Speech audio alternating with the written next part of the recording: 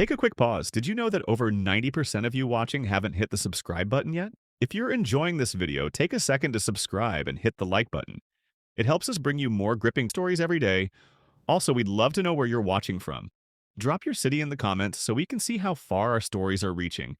Your support really keeps us going. Now, let's jump back into the video. I never imagined that the happiest moment of my life would also be the most unsettling. The day my son was born, I should have been overwhelmed with joy, kissing my wife's forehead, thanking fate for making me a father. Instead, unease gripped my chest as I cradled the tiny newborn in my arms. Something felt off. His features, his nose, his lips, the shape of his eyes did not resemble mine in the slightest. I tried to shake the thought away. Newborns often look indistinct, their features soft and unformed. I blamed the hospital lighting, my exhaustion, anything to avoid acknowledging the growing pit in my stomach. Rachel, my wife, lay back on the pillow, her face pale from the exhaustion of labor. When I told her he was here, our long-awaited miracle, she nodded, her eyes full of love. But there was something else, something I couldn't place. Caution, a flicker of hesitation, as if she was watching me closely, anticipating my reaction. That moment should have told me something was terribly wrong. We had been married for 6 years, and for 5 of them, we struggled to conceive. We visited specialists, sat through endless tests, and endured the heartbreak of negative pregnancy tests month after month. Doctors told us there was no medical reason we couldn't have a child, but for years it just never happened. The disappointment weighed on our marriage, each failed attempt, carving another fracture into our bond. One evening, about 3 years into our struggle, Rachel came to me with an idea. She hesitated, wringing her hands, her voice soft but urgent. "Daniel," she said, "maybe we should consider using a donor." I flinched. The idea felt like a betrayal. A donor? Another man's DNA in my child? I had no proof that I was the problem, and even if I was, I couldn't accept the thought of raising a child that wasn't biologically mine. "No," I said, shaking my head. "I'm sorry, Rachel. That's not an option for me. We'll keep trying on our own." She looked at me for a long moment, those deep brown eyes searching mine. Then she nodded. "Okay," she said quietly. "I understand." I should have questioned her acceptance. I should have seen it as a warning. Months passed. We continued trying, and then, just when hope was slipping through our fingers, Rachel missed her period. A test confirmed it. She was pregnant. I wept that day, dropping to my knees in gratitude. Our prayers had been answered. I held Rachel in my arms, whispering how much I loved her, how thankful I was for this miracle. The pregnancy was smooth with the usual morning sickness and exhaustion, but Rachel insisted on attending most of her doctor's appointments alone. "You're working so hard, Daniel," she said. "It's just a routine checkup." I wanted to be there, but guilt kept me at the office. I never suspected she had another reason for keeping me away. Then came the delivery. Our son was born after a grueling labor. I should have felt nothing but pride and happiness as I held him. But I couldn't ignore the gnawing feeling in my gut. At home, I drowned my doubts in fatherhood. I changed diapers, sang lullabies, and cradled him late into the night. Rachel watched me with a mix of love and worry, as if she feared what I might realize. Weeks passed, then months. As Jason's features became more defined, so did my unease. He didn't look like me, not even a little. At first I told myself that babies change as they grow, but strangers started making comments. "He must take after your wife's side," someone would say. "Does he have family from another ethnicity?" I forced a smile, my stomach twisting. Rachel grew more protective, flinching whenever she caught me staring too long at Jason's face. My mind began forming theories. Had she gone behind my back and used a donor? If so, why hadn't she told me? She knew how desperately I wanted a child. Maybe she assumed I'd never accept the truth.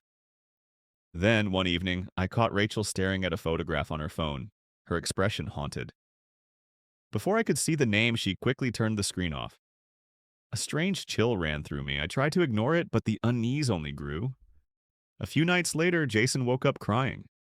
As I rocked him in my arms, his tiny face bathed in the soft glow of the nightlight, I suddenly saw it, a resemblance I hadn't considered before. His nose, his eyes, even the curve of his lips reminded me of someone I hadn't thought about in years. Rachel's late ex-husband, Ethan. I swallowed hard, my pulse roaring in my ears. Ethan had died in an accident years before Rachel and I reconnected. At least that's what I had been told. Rachel never gave me many details, only that it had been a painful loss. At first, I scolded myself for even thinking it. It's impossible, Daniel. Ethan has been dead for years. But the resemblance was undeniable. A suspicion formed in my mind, a dark, unsettling thought that refused to be silenced. What if Jason wasn't just the child of another man? What if Rachel had somehow, some way used Ethan's DNA? The idea was absurd, wasn't it? I couldn't shake the feeling that my wife was hiding something, and I was going to find out the truth, even if it destroyed everything. The suspicion that had taken root in my mind refused to let go. Every time I looked at Jason, I saw Ethan's features staring back at me. It wasn't just a passing resemblance, it was too precise. The shape of his nose, the curve of his jaw, the deep brown of his eyes. It was all Ethan. I tried to suppress my doubts, to reason with myself. It's just paranoia. Babies change as they grow. Maybe I'm imagining things. But my gut told me otherwise. Rachel sensed it too. I caught her watching me, her eyes filled with something I couldn't quite name. Fear, perhaps. Guilt. One night, as I lay beside her in bed, staring at the ceiling, I finally spoke the words that had been burning inside me for weeks. Rachel, I said, my voice quiet but firm. Is there something you need to tell me about Jason? I felt her tense beside me. She didn't answer immediately. Instead, she turned onto her side, facing away from me. What do you mean? She asked, her voice barely above a whisper. I exhaled, trying to keep my emotions in check. He doesn't look like me. Not even a little, but you already know that, don't you? Rachel stayed silent, gripping the edge of the blanket. I could hear her breathing, shallow and uneven. Did you use a donor, Rachel? I pressed. I need to know the truth. She flinched at my words, but still didn't answer. The silence stretched between us like a chasm, deep and impossible to ignore. Finally, after what felt like an eternity, she whispered, I never wanted to hurt you, Daniel. A cold sensation spread through my chest. Tell me, I urged. I deserve to know. Rachel sat up, hugging her knees to her chest. Her entire body was trembling. I did something. Something I thought was right at the time, she admitted. When we couldn't conceive, I started looking for options. I knew how much you wanted a child, but I also knew how much you didn't want a donor. I sat up too, my heart pounding. So what did you do? Rachel squeezed her eyes shut. I used Ethan's DNA. The room spun. I gripped the edge of the mattress, trying to steady myself. You... what? My voice barely came out. She turned to face me, tears streaming down her cheeks. I had some of his DNA stored from before he passed. There were options available, methods to preserve genetic material. When we kept failing to conceive, I made the decision to use it. My stomach churned. I had considered the possibility, but hearing it confirmed was something else entirely. So Jason isn't mine, I said, my voice hollow. Rachel reached for my hand, but I pulled away. You're his father in every way that matters, she pleaded. I swear I never wanted to betray you. I didn't know how to tell you. And then, when I got pregnant, I saw how happy you were. I thought, maybe it wouldn't matter. I ran a hand over my face, my mind racing. You lied to me, Rachel. You made a choice for both of us without telling me. Do you know what that feels like? She sobbed. I was scared, Daniel. I was scared you'd leave me. That you'd never accept Jason if you knew the truth. I stood up, pacing the room. My hands were shaking. My whole life, my marriage, felt like a carefully constructed illusion, now crumbling into dust. You should have told me, I said finally, my voice heavy with betrayal. You took away my choice, Rachel. You didn't even give me a chance to process it. I know, she whispered, and I'll never forgive myself for that. I looked at her, the woman I had loved for so many years, and I felt something break inside me. I need time, I said, my voice raw. I don't know what this means for us, but I can't just pretend like nothing happened. Rachel nodded, wiping her tears. I understand. As I walked out of the bedroom, leaving her sobbing on the bed, I knew one thing for certain. My life would never be the same again. Days passed after the conversation with Rachel. The house, once filled with warmth and the sound of Jason's laughter, now felt cold and distant. We existed in the same space, but were no longer living together in the way we once had. The weight of the truth hung over me like a dark cloud. Jason wasn't mine by blood, he was Ethan's, my brother's child. It was a revelation I couldn't ignore, even if I wanted to. But beneath that truth was another, more complicated question. Could I still be his father in every other way? Could I still love him as my son, knowing the genetic connection was never truly there? I didn't have the answers, and neither did Rachel. I took to spending my days at work, hiding from the silence that awaited me at home. At night, I'd lay awake, staring at the ceiling, wondering how I could ever forgive her. Wondering how she could have kept such a monumental secret from me for so long. But then there was Jason. His innocent face, his boundless energy, the way he called me daddy. He didn't know any of this. He didn't know the truth. And part of me wished he never would. But I couldn't live with the lie forever. I decided to seek advice, not from Rachel, who was still too emotionally shattered to speak about it without breaking down. I turned to my best friend, Lucas. He'd been with me through thick and thin, and I trusted him. We met at our usual cafe, the one where we'd spent countless hours discussing life, relationships, and everything in between. As I sat across from him, watching him take a sip of his coffee, I could feel the tension in my chest. You look like you've been through hell, man, Lucas said, his eyes filled with concern. What happened? I hesitated, then exhaled slowly. Rachel, she lied to me about Jason. He's not mine. He's Ethan's. Lucas blinked, clearly taken aback. What? You mean like genetically? I nodded. Yeah, she used Ethan's DNA. She was afraid of losing me, so she kept it a secret. Wow, Lucas murmured, leaning back in his chair. That's heavy, man. I don't know what to do, I confessed. I feel betrayed. But at the same time, Jason's my son in every way that matters. He doesn't deserve to be caught in this mess, and I don't know if I can just walk away from him. But I also don't know if I can forgive Rachel. Lucas was quiet for a moment, his eyes thoughtful. Look, I get it, but you're right about one thing. Jason's still your son. DNA doesn't change the love you've given him. But this is something you and Rachel need to figure out. Not just for your relationship, but for him too. I ran a hand through my hair, frustrated. I don't know if I can look at her the same way again. I don't know if I can trust her. You don't have to decide that right now, Lucas said gently, but you've got to make a decision about what's best for you and for Jason. Because this is a situation that's not just going to resolve itself. You've got to face it head on. I nodded slowly, his words sinking in. He was right. Running away from the truth wasn't going to make it disappear. When I returned home that evening, Rachel was sitting at the kitchen table, staring at her hands. She didn't look up when I entered, but I knew she was waiting for me to speak. I spoke to Lucas, I said quietly, my voice steady despite the storm raging inside me. And I've been thinking about what you did, about Jason. She looked up, her eyes full of uncertainty. And I don't know what happens next, I admitted. I can't pretend like nothing changed, but I also can't just throw everything away. Rachel exhaled, her shoulders sagging in relief. You mean that? I don't know yet, I replied honestly, but I'm not ready to give up on us. I'm not ready to give up on Jason. Rachel stood up, crossing the room to where I was standing. She reached out, her hands trembling as she touched my arm. I love you, Daniel. I never meant to hurt you. I was scared. I looked down at her, my heart aching. I wanted to believe her, but the betrayal still felt fresh.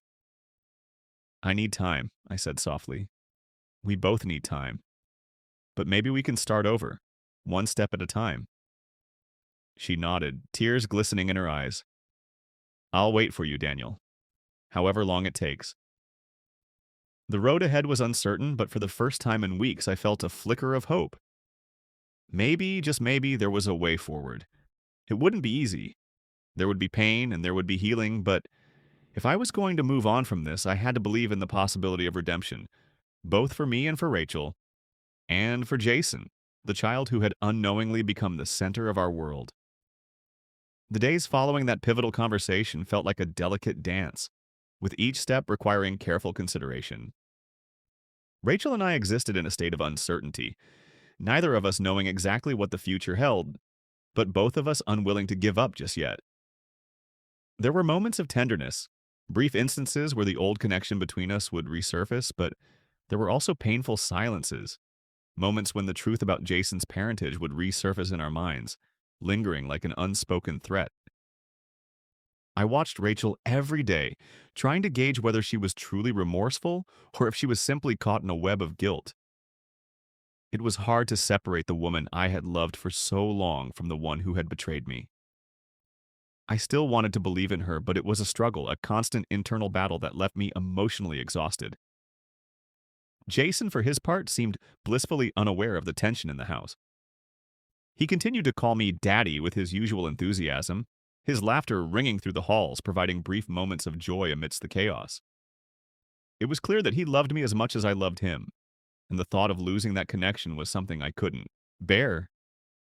But how could I stay in a relationship built on a lie? Rachel and I had been through a lot over the years. We had faced challenges together, and I wanted to believe that we could face this one as well.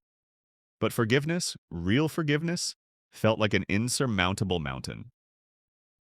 The way she had hidden the truth from me for so long, the way she had allowed me to raise Jason as my own without ever coming clean, could I ever look past that? I knew I had to make a decision. Weeks passed and things didn't get easier. Every time I looked at Rachel, I saw the weight of her actions in her eyes. I could tell she was trying to make things right, but there was no easy way to undo what had been done. No matter how much she apologized, no matter how many times she promised to be better, the truth hung over us like a shadow, impossible to ignore. One evening, as the sun dipped below the horizon, I found myself alone on the porch, staring out into the yard. The cool evening breeze did little to ease the unease that had settled deep within me. I could hear Rachel inside, preparing dinner, and Jason's faint laughter echoed from the living room. I wanted to believe that we could still find a way back to normal, but the doubt was suffocating. Are we really going to make this work? I muttered to myself, though I knew the answer was far from simple. Rachel came out onto the porch a few minutes later, her footsteps tentative as she approached me. She sat down beside me, close but not too close, as if waiting for me to say something, anything. Her gaze was soft, her eyes full of uncertainty. I know you're still struggling, she said quietly, her voice barely above a whisper. And I don't expect you to forgive me overnight. But I'm trying, Daniel. I want to be the person you need me to be. I want to rebuild this with you. With Jason. I let her words hang in the air between us. I could feel the sincerity in her voice, but it wasn't enough to erase the pain that lingered. The silence stretched on, thick and heavy, until I finally turned to look at her. I don't know if I can forgive you, I said, my voice rough with emotion. But I'm willing to try, for Jason, for us. Rachel's eyes filled with tears and she nodded. I can live with that. I just need you to know I'm here, and I'll wait as long as it takes. That night, as we sat together at the dinner table, I couldn't help but watch Rachel out of the corner of my eye. She seemed different somehow. The woman who had betrayed me was still there, but so was the woman I had once fallen in love with. It was as if the mask had been torn away, and I was seeing her for the first time in a new light. Vulnerable, regretful, desperate for redemption. Jason sat between us, blissfully unaware of the turmoil swirling beneath the surface. His innocent chatter filled the silence, his laughter a reminder of everything that was at stake. I knew that whatever decision I made, it would affect him. He deserved better than a broken family, but how could I give him that when I was still broken myself? The weeks turned into months, and slowly we began to rebuild. It wasn't easy, and there were days when it felt like we were taking 2 steps forward and 1 step back. But there were also moments of connection, moments when I could see the woman I had loved so deeply, the woman who had once been my everything, beginning to emerge from beneath the layers of guilt and regret. Rachel did everything she could to prove that she was committed to making things right. She attended therapy sessions, sought counseling, and, most importantly, she was open with me about everything. It wasn't a quick fix, but it was a start. As for me, I had my own journey to take. I needed to find a way to forgive her, not for her sake, but for my own. Carrying this anger, this betrayal, was poisoning me, and I knew that I couldn't live like this forever. It wasn't easy, but with time, I began to see that forgiveness wasn't about forgetting. It was about letting go of the hold that the past had over me. One day, as I watched Rachel playing with Jason in the yard, I realized something. No matter what had happened, Jason was still my son in every way that mattered. His laughter, his innocence, and his love had brought me back from the edge. And no matter how difficult the road ahead might be, I knew that we had a chance. No, we had to try. As I joined them outside, Jason ran up to me, his little arms outstretched. "Daddy, look at what I built!" he exclaimed, showing me his makeshift fortress of sticks and rocks. I knelt down beside him, a smile tugging at the corners of my mouth. "That's amazing, buddy," I said, my heart swelling with love. "You're the best builder I know." Rachel stood behind me, watching us with a tender smile. There was still so much left to repair, so much to work through, but for the first time in a long while, I felt something close to peace. We weren't perfect, and we had a long road ahead of us. But as long as we were willing to fight for it, to face the truth together, there was hope. And that was enough. For now.